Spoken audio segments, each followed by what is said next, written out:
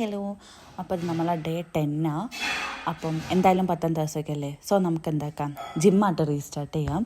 അപ്പോൾ ഇന്ന് രാവിലെ പോയിട്ടുണ്ടായിരുന്നു കേട്ടോ. ആക്ച്വലി ഇത് ഞാൻ ഇന്നലെ രാത്രി ഇടേണ്ട വീഡിയോയാണ്. പക്ഷേങ്കിൽ എന്താ വെച്ചാൽ ഇന്നലെ ഞാൻ ലോങ് വീഡിയോ ഇട്ടല്ലോ. അപ്പോൾ ഞാൻ വിചാരിച്ചൊന്ന് രാവിലെ ഈ ഷോർട്സ് ഇടാന്നുള്ളത്.